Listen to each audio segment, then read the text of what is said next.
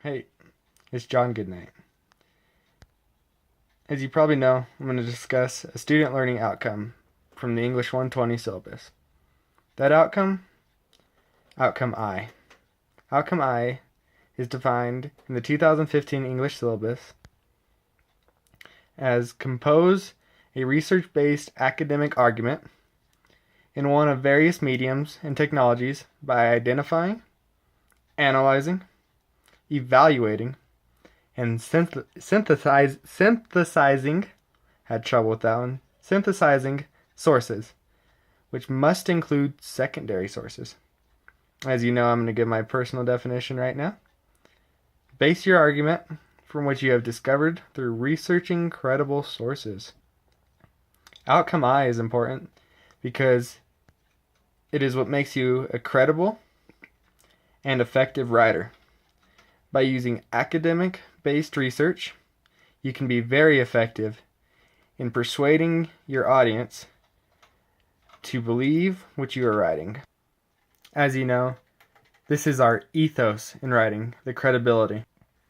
In student learning outcome I, it is important that you use credible sources, not just some person's blog post that has an opinion. While it's great that they have an opinion, it doesn't necessarily mean that they're credible. You want to find something that's been published by a credible professor, statistics coming from a credible university, or department, or organization, and also make sure that the information you use is relevant towards your argument. You may find a great quote from someone like Benjamin Franklin that has nothing to do with your argument in your writing. It is also important to be ethical when using academic-based research.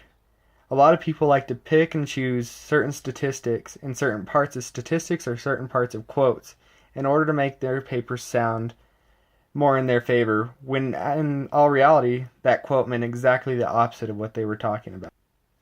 It is also important to use multiple sources. You should not have just one source for a paper. You should have at least 2 for a short paper and 3, 4 for a longer paper. It is also important to credit these sources because you did not come up with that information, therefore the author needs to be cited correctly in order to avoid plagiarism. When inserting your research into a paper, it is important that it flows correctly. As we discussed in Outcome D, that the flow is very important, and how you insert that statistic, that quote, whatever it may be, to make your paper stronger. Inserting that quote at the right time could make your paper great, while if you insert it at a random time, it's just kind of a quote bomb and blows up the whole paper. In Project 3, I used student learning outcome I a lot. Since I identified my problem as texting and driving, not my personal problem, but for my paper, I'm very good about not texting and driving, wait to text, I used a lot of different statistics from 3 different websites. Student learning outcome I is very important in your academic career because many papers are research-based, and you will want to know how to research properly, cite those sources properly, and insert that research effectively into your paper, therefore getting a good grade in your degree.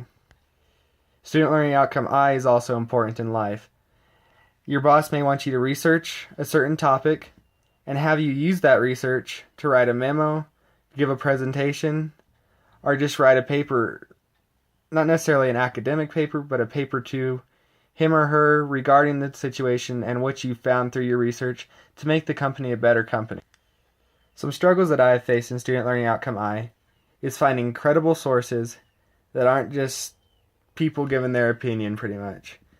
Also, I've had trouble fluently inserting these sources into my academic writing. Through Project 3 and using more academic research, I have improved on student learning outcome I and have become a better academic researcher for writing papers.